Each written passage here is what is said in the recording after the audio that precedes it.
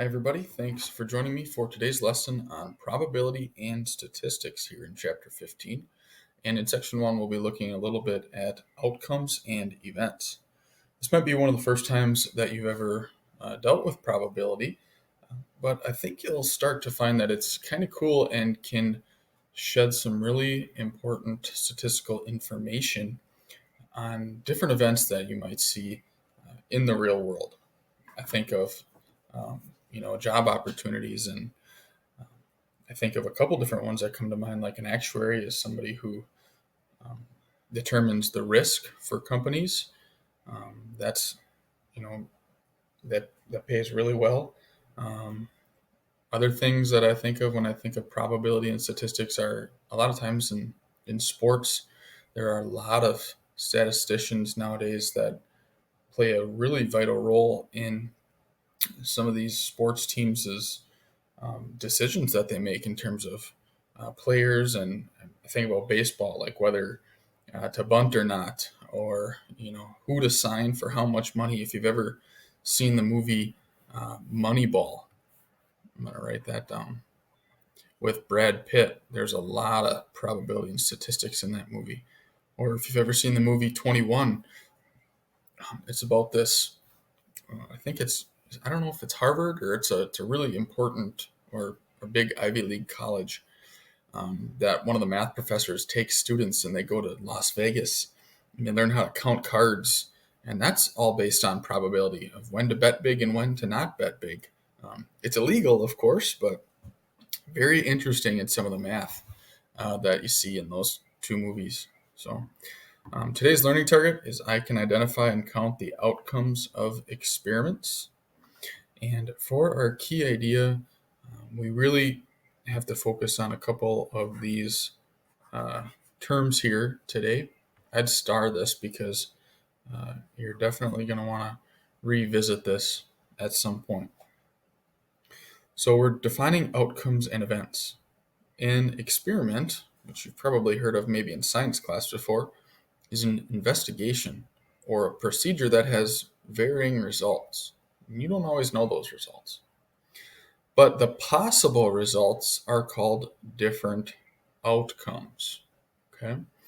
And a collection of one or more outcomes is called an event. The outcomes of a specific event are called favorable outcomes. Okay? So that might be a little bit wordy. Again, that's why I said maybe come back to that at some point to revisit that. And once you see a few examples, I think you'll start to pick up on it. But here's a quick one for you. If you randomly select a marble from a group of marbles, that's an experiment, right? Each marble in the group is an outcome. So these are all the different possible outcomes that you could have if you pick a marble out of a bag or whatever. Selecting a green marble from the group is an event. Okay, so the event would be choosing a green marble. And the number of favorable outcomes, well, how many green marbles are there? There are 2. Okay, so that kind of talks about outcomes, events, and favorable outcomes. All right, let's look at the first example and go do another situation here. It says identifying outcomes. You roll the number cube. Okay, this is called a number cube. Some of you might hear it called dice or a die if it's 1. What are the possible outcomes? Well, how many sides are on this number cube here? Well, there are 6 possible outcomes, and the 6 possible outcomes are rolling. You could roll a 1, a 2, a 3, a 4, a 5, or a 6. These are different possible outcomes. You might roll 10 times, and each one of those times you could land on the same number, or each one of those times you could land on a different number. Those are just possible outcomes. Letter B says, what are the favorable outcomes of rolling an even number? Okay, well, the favorable outcomes of the event are rolling out. What are the even numbers? Well, you could roll a 2, a 4, or a 6 are the favorable outcomes, because those are only even numbers. And then lastly, for letter C, it says, what are the favorable outcomes of rolling a number greater than 5? Okay. Well, there's only one favorable outcome of rolling a number greater than 5, and that's rolling a 6 is the only favorable outcome in that situation. Okay. So why don't you go ahead and take a look at the on your own here and see if you can start to kind of decipher the differences between possible outcomes, favorable outcomes, or events, those types of things. Go ahead and pause the video now to try number 1 for the Oyo. Alrighty, hopefully you had a chance to do that. Let's double check and see if you got it right. You randomly choose a letter from a hat that contains letters A through K. What are the possible outcomes? Well, you could choose an A, you could choose a B, you could choose a C. I'm probably getting very redundant here and annoying, but F, G, H, I, J, K. Okay, then we're done. So these are all the possible outcomes of when you reach your hand into the hat, what you could pull out. You could pull out a B, you could pull out a F, you could pull out, right? Those are all possible outcomes. But letter B says, what are the favorable outcomes of choosing a vowel? Well, what are my vowels, in other words? I've got A, I've got E, and I've got I, are the 3 vowels that I could choose. Okay? Then you're done. That's it. Those are the favorable outcomes. Okay, number 2 says counting outcomes. So you spin this spinner here. How many possible outcomes are there? Okay, well, how many different sections are there? 1, 2, 3, 4, 5, 6. So there are 6 possible outcomes. Letter B says, in how many ways can spinning red occur? Well, how many red sections are there? There are 1, 2, 3. So there are 3 ways, because there are 3 red sections. So how many ways? 3 ways that it can occur. And then lastly, letter C says, in how many ways can spinning not purple occur? And what are the favorable outcomes of spinning not purple? Okay. Well, the spinner has 6 total sections and only 1 is purple. So 5 are not purple. So spinning not purple can occur in 5 ways. So not purple can occur in 5 ways.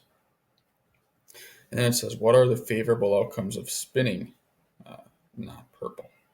The favorable outcomes, in other words, what are the other colors in this spinner? Well, you could spin red. You could spin blue. You could spin red again. You could spin green. You could spin red once again. Those are the other favorable outcomes of spinning. Okay. So there you go. Those are those 5 different options that you could spin. All right. Lastly, here we've got the on your own for example 2. So go ahead and pause the video now to try these out on your own, and then I'll come back to see if you got them right. Okay, hopefully you had an opportunity to do so. Letter A says, how many possible outcomes are there? Okay, so if you choose one of these marbles, there are 1, 2, 3, 4, 5, 6, 7, 8. There are 8 possible outcomes. You could choose any one of these 8 if they were in a hat and you had to pick one up. Letter B says, in how many ways can choosing blue occur? Well, how many blue marbles are there? Easy, 2. Can occur in 2 different ways. You could pick this one, or you could pick this one. And lastly, letter C says, in how many ways can choosing not yellow occur? And what are the favorable outcomes of choosing not yellow? So very similar to letter C here that we just did, but how many ways? There would be 5 ways because there are 8 total and 3 of them are yellow. So 5 ways of choosing not yellow. And what are the favorable outcomes of not choosing yellow? Well, what are those other color options is basically what that's saying. Well, you could choose the first blue one. You could choose the green one. You could choose the red one. You could choose the second blue marble, or you could choose the purple. So 1, 2, 3, 4, 5. Yep, same as my answer here. Okay, and that's all there is to this first section here in chapter 15. Just really looking at the different outcomes, events, possible or favorable outcomes, and just kind of getting our toes wet with probability and statistics here. We'll dive a lot deeper into it here this chapter, but thanks for checking out this first section. Let me know if you have any more questions, and I'll see you next time.